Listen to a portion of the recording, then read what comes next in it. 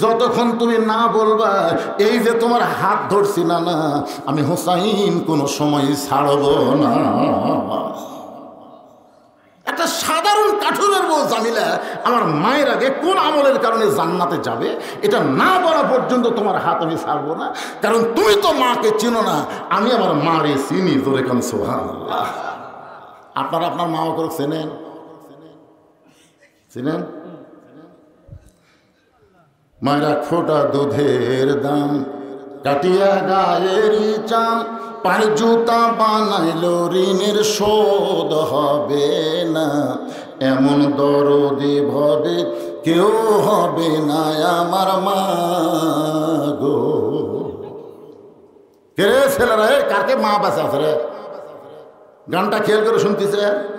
যাকে মরে গেছে তাকে সব শেষ। 18 সালে আমার বাবা মারা গেছে, 2023 সালের ডিসেম্বরের 25 তারিখে মা মারা গেছে। সেই দিন থেকে আমি দেখতেছি এই দুনিয়াতে আমার কেউ নাই, সবাই স্বার্থপর দেখা যায়, কিন্তু দুইজন মানুষ হলো নিঃস্বার্থ।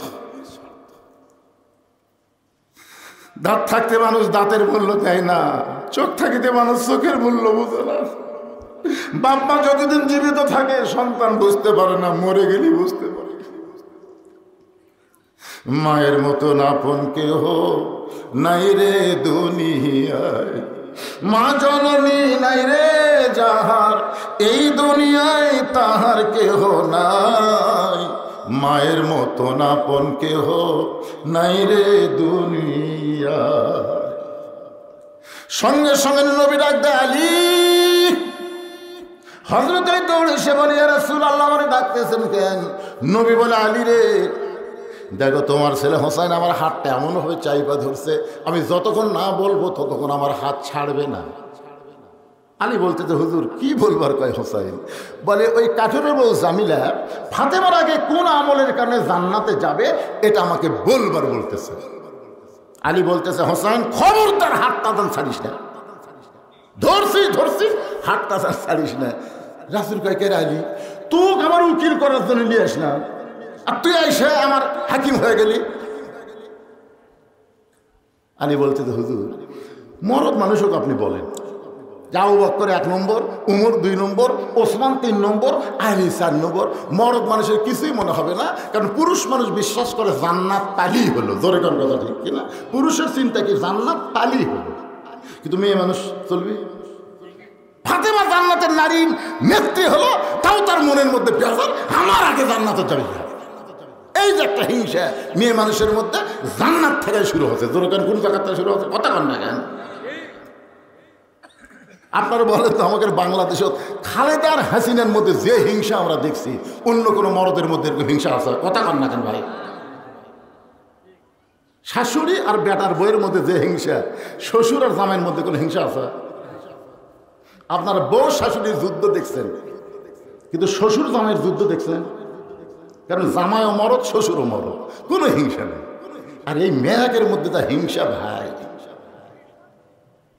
আমার বড় মেয়ে মাছের তরকারি পাক করে আমার দিয়েছে, বড় মেয়ে খালি টেবিলের চারটে ঘুরতেছে, আমি বুঝবার পারছি।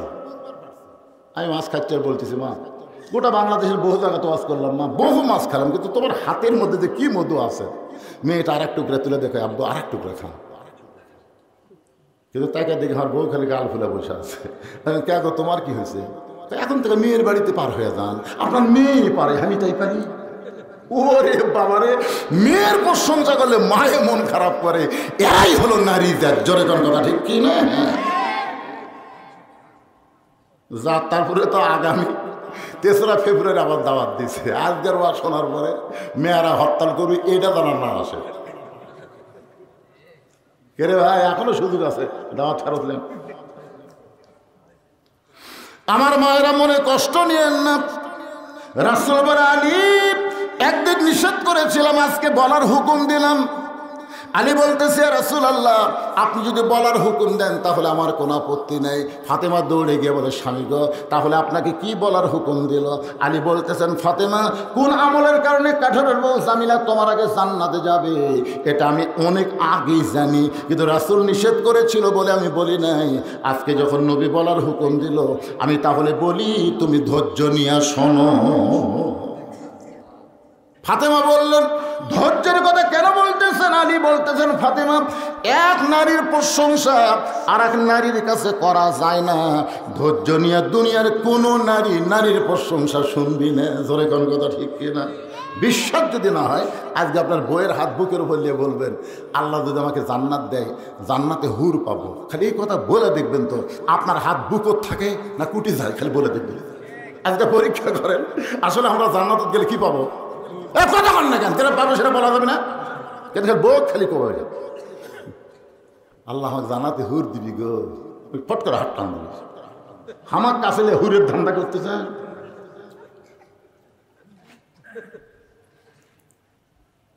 ফাতেমাকে আলী বলতেছে, একটু ধৈর্য ধারণ করা লাগবে, কারণ কোন আমলের কারণে ওই কাঠুরের বউ তোমার আগে জান্নাতে যাবে এটা শুনবার গেলে ধৈর্য ধারণের দরকার আছে না নাই? সঙ্গে সঙ্গে ফাতেমা বললেন, ইন্নাল্লাহা মা'আস সাবিরিন,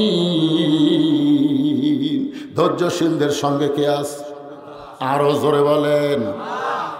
আলী বললেন, ফাতেমা তাহলে শুরু করলাম। তোমার কি মনে আছে একদিন ঘরের মধ্যে দুপুরবেলায় তুমি আমার সামনে কান্নাকাটি শুরু করে দিলে? আমি চোখের পানি মুছে দিয়ে বললাম, ফাতেমা কান্দার কারণ কি?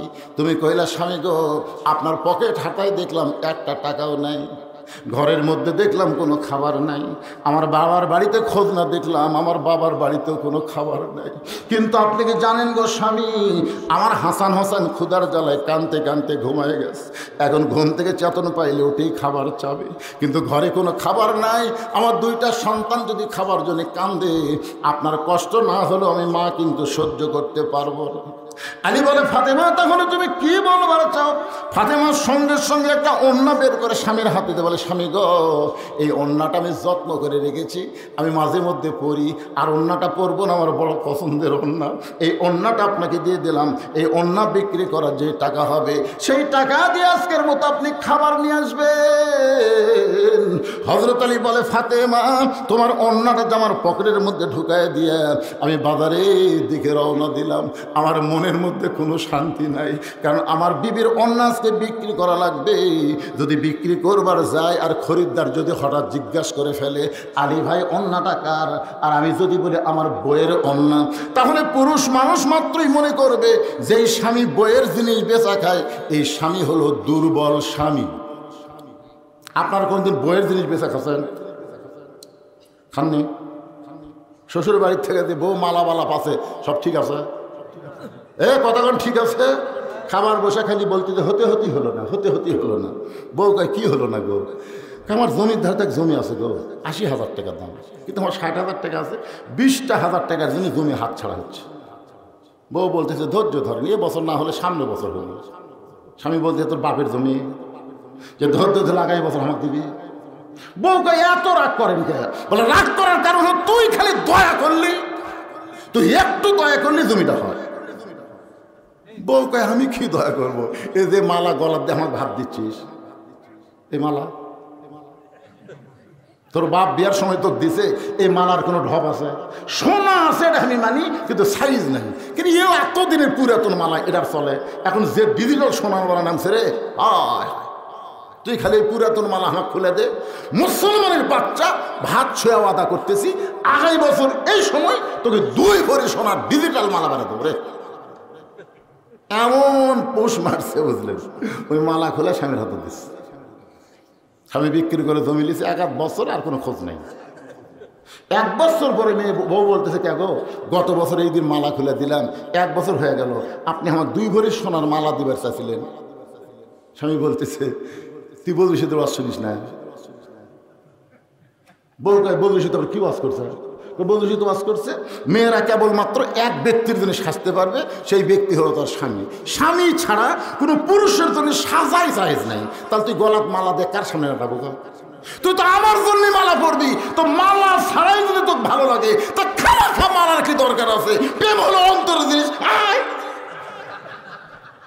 বউ কয়, আল্লাহ রে, এর মতন সিটার তো দুনিয়াতে নেই।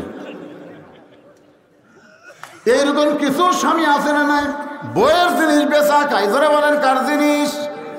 আলী বলতেছেন, ফাতেমা তোমার ওন্না বিক্রি করবার যায় বারবার আমার মনে হয় যদি খরিদ্দার হঠাৎ জিজ্ঞেস করে ওন্না টাকার, আর আমি যদি বলি আমার বউ ফাতেমার, তাহলে অবশ্যই মনে মনে বলবে আলী দুর্বল হয়ে গেছে। আলী বলে ফাতেমা ওই ওন্নাটা পকেটের মধ্যে নিয়ে ঘুরতেছিলাম, বের করার কোনো সাহস পাচ্ছিলাম না। এমন সময় দিকে খরিদ্দার আমার সামনে এসে সালাম দেবে, বলে আলী ভাই আপনি মনে হয় কিছু বিক্রি করবেন।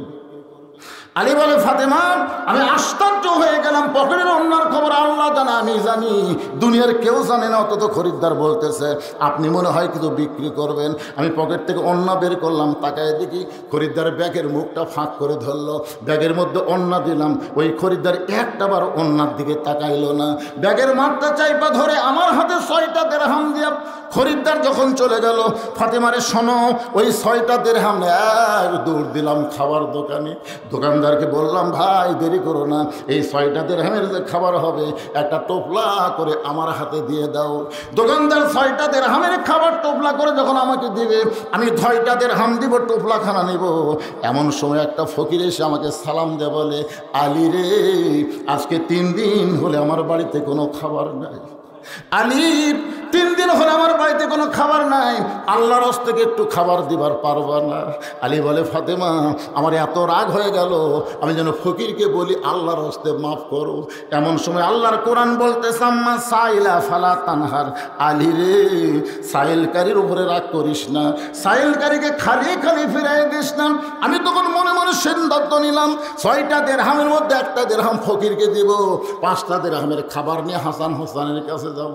এই সিদ্ধান্ত করে একটা দিরহাম যখন ফকিরকে দিবার চাই, এমন সময় আল্লাহর কোরআন আমার সামনে বলে ওমা তুনফিকু মিন শাইইন ফি সাবিলিল্লাহি ইউওয়াফা ইলাইকুম ওয়া আনতুম লা তুজলামুন। আলী রে ফকিরকে একটা দিরহাম দিলে আল্লাহ ইউওয়াফা ইলাইকুম তোকে ফিরিয়ে দিবে 10টা দিরহাম, ফকিরকে 2টা দিরহাম দিলে আল্লাহ 20টা দিরহাম দিবে। আলী রে 6টা দিরহাম যদি ফকিরকে তুই দিয়া দিস, আল্লাহ তোকে কোরআনের আইন অনুযায়ী 60টা দিরহাম ফেরত দিবে। আলী বলে ফাতেমা আমি আল্লাহর কোরআনকে বিশ্বাস করে ফকিরকে 6টা দিরহাম যেই মাত্র দিলাম, ফকির 6টা দিরহাম নিয়ে হাসতে হাসতে যখন চলে যায়, দোকানদার বললেন আলী ভাই খবর কি, এই খাবার টোপলা কি নিবেন না? আলী বলে ও দোকানদার 1 টোপলা খাবার নিব না, তুমি 2 বস্তা খাবার প্যাকেট করো। আলী বলতে ফাতেমা রে দোকানদারকে 2 বস্তা খাবার প্যাকেট করার কথা বলে আমি বাজারের মধ্যে মন খারাপ করে ঘুরতেছিলাম, আবার বিশ্বাস করতেছিলাম আল্লাহ কোনোদিন ওয়াদা খেলাপ করবে না। আমি যখন বাজারে ঘুরতেছিলাম, এমন সময় দেখে এক ব্যক্তি উট নিয়ে রাস্তা দিয়ে আসতেছে, আমার সালাম দিয়ে বলে আলী ভাই ওয়াদাটা বাজারে ঘোরা কোনো দরকার নেই, এই উটটাকে আপনি কিনবেন? আলী চোখের পানি নিয়ে বলে উঠলা ভাই আমার পকেটে একটাও টাকা নেই, আমি কেমনি কিনবো?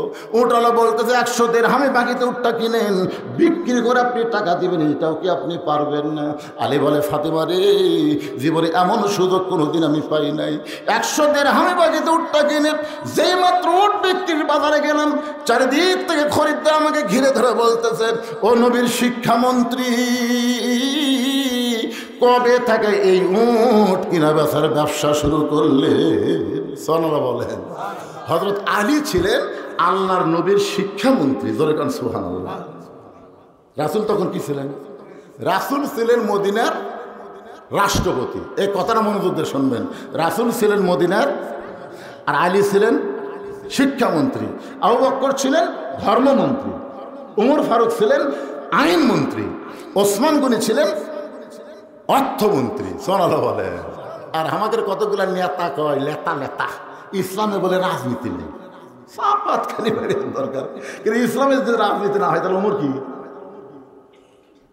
আচ্ছা চিন্তা করার দরকার আছে, রাজনীতি মানে বোঝা লাগবে তো। ফকির গেছে বাদশাহ সাদারের দরবার, যা দেখে বাদশাহ সাদার মসজিদের মধ্যে ঢুকে 2 হাত তুলে বলতেছে ও বাদশার বাদশাহ তোমার দরবার আমি ফকির। ফকির কয় কে রে? কার রাজনীতি? আমি তো বাদশার কাছে আসলাম রে। আসে থেকে বাদশাই ফকির, তাহলে রাজাকে? প্রত্যেকটা হাদিস সাহেব, আপনি কোন সালে গেছিলেন? 23 সালে গেছিলেন। প্রত্যেকটা হাদিস সাহেব কাবা ঘর সামনে নিয়ে বলতেছে ইন্নাল হামদা ওয়ান নি'মাতা লাকা ওয়াল মুলক লা শারীকা লাক। আপনারা বলেন তো লাকা ওয়াল মুলক লা শারীকা লাকের অর্থ কি? এই যে হাজী সাহেব আল্লাহর কাবা ঘর সামনে তো সাক্ষী দিলেন, রাজত্বের ভিতরে রাজনীতির ভিতরে একমাত্র আল্লাহ ছাড়া দুনিয়ার কাউকে স্বীকার করি না। এখান থেকে প্রমাণ হলো আল্লাহর নীতি হলো রাজনীতি আর মানুষের নীতি হলো ফকরা নীতি। ধরে কোন কথা ঠিক কিনা? আপনি বলতে পারেন ইসলামের সাথে ফকরা নীতির সম্পর্ক নেই, কিন্তু গোটা ইসলামই হচ্ছে রাজনীতি। সুবহানাল্লাহ কন না কেন? রাজনীতি মানে কার নীতি? বাদশাহ সাধারণ ফকির, তাহলে বাদশাকে তো বাদশার নীতি তো রাজনীতি। বুঝতে পারেননি? আল্লাহ গানিয়ুন ও আনতুমুল ফুকারা, আল্লাহ হলো ধনী, আমরা কি? একটু জোরে কর না কেন? তাহলে আমাদের নীতির নাম কি? না নিজে ফকির স্বীকার করলেন না ভাইজান, তাহলে আমাদের একটা নীতি আছে না, এই নীতির নাম কি? তাহলে ফখরুল ইসলামের নীতি হলো ফকরা নীতি, রিজভির নীতি হলো ফকরা নীতি, বজলুর নীতি হলো ফকরা নীতি, হাসানের নীতি হলো ফকরা নীতি, তারেকের নীতি হলো ফকরা নীতি, আল্লাহর নীতি হলো রাজনীতি। ধরে গান কথা ঠিক? তাহলে আপনারা কি বলবেন? গোটা ইসলামে আল্লাহর নীতি হলো রাজনীতি আর মানুষের নীতি হলো ফকরা। কথা কর না কেন? আল্লাহর কোরআনের সাথে আপনারা একমত না দ্বিমত? একটু মনোযোগ দিয়ে শুনবেন। নবীর শিক্ষামন্ত্রী এই উটের ব্যবসা কবে থেকে শুরু করলেন? এত বড় একজন আলেম মানুষ উট বিক্রি করবার গেছে। আপনারা ধাপের হাটত কোনদিন গেছেন? আমি একবার কুরবানি কিনবার যাই, কি বিপদ! হুজুর আপনি একটা আলেম হয়ে এই দালালের ফক করে পড়ছেন। আপনি গরু কিনবেন, লোক পাঠিয়ে দেবেন, আপনি কি বুঝতেছেন? আপনি বুঝতে পারবেন এর দাম কি আর কত চাচ্ছে আপনি বোঝেন? আপনি বাড়ি জানতো আপনার মতন হুজুর এটি চলবি না। তা আলীর মতন বড় হুজুর কেউ আছে? আনা মাদিনাতুল ইলমে ও আলী ও বাবুহা, রাসূল বলেছে আমি হলাম ইলমের শহর, আলী হচ্ছে তার দরওয়াজা। ধরে কারণ সুবহানাল্লাহ। সবাই যখন বলে আলী ভাই উটটার দাম কত নিবেন, আলী বলতেছে কত দাম নিব বলবো না, কেউ যদি একটা দেয় সেটাই নিব। একজন দৌড়েছে ওটে রশি ধরে বলতেছে দরদামের কি দরকার, 160 দিরহাম দিয়ে দিল। আলী বলে ফাতেমা উটটাকে 100 দিরহাম ফেরত দিয়ে বাকি 60টা দিরহাম এক দৌড়ে দোকানদারের কাছে। খবর কি ভাই? বলে আপনার কথা মতো 2 বস্তা প্যাকেট করেছি, দাম কত নিবা? বলে 60 দিরহাম দিলেই চলবে। 60টা দিরহাম দিয়ে 2 বস্তা খাবার কান্দে নিয়ে হযরত আলী যখন ফাতেমার দরজায়, সঙ্গে সঙ্গে দরজা বন্ধ হলো। আপনার বলেন তো স্বামী যদি দরজা যায়, দরজা খুলবি না বন্ধ হবে? ফাতেমা দরজা বন্ধ করতে, দরজা দিয়ে কোনো গল্পই চলতেছে না, জানলা দিয়ে বলতেছে অন্যা বিক্রি করার টাকা দেখি, অন্যা বিক্রি করার টাকা দেখি, এক টোপলা হবে। 2 বস্তা কান্দত লিয়া ঢিং ঢিং করে আসছেন। যতক্ষণ পর্যন্ত 2 বস্তা কোথায় পেলেন এটা না বলবেন আমি ফাতেমা দরজা খুলবো না। 10,000 টাকা বেতনে চাকরি করেন আর 20,000 টাকা বাসা ভাড়া নেন। হাসিনার পিয়ন হলো 400 কোটি টাকার মালিক। মাথা চলে? এরকম মাথা চলে? একটা পিয়ন বলে 400 টাকা কোটির মালিক আর হেলিকপ্টার ছাড়া বলে যায় না। বেতন পাও 10,000, বাসা ভাড়া 20,000, ইলিশ মাছ নিয়ে আসো, এ নিয়ে আসো, সে আসো, বউ একটা দিনও করে না। খালি বউ যদি দরজা বন্ধ করতে মরদ না খায় মরবো কিন্তু হারাম খাবো না। প্রত্যেকটা স্বামী সাইজ হবি। জোরে কর কথা কর না কেন? ফাতেমা দরজা বন্ধ করে বলে স্বামী গো অন্য বিক্রির করে টাকা দিয়ে বড় জোরে 1 টোপলা খাবার হবে। আপনি 2 বস্তা খাবার কোথায় পাইলেন এটা যতক্ষণ না বলবেন ততক্ষণ দরজা খুলবো। আলী বলতে ফাতেমা দরজা খোলো, দরজা খুললেই আমি বলবো। ফাতেমা বলতেছে আগে বলেন তারপরে দরজা খুলবো।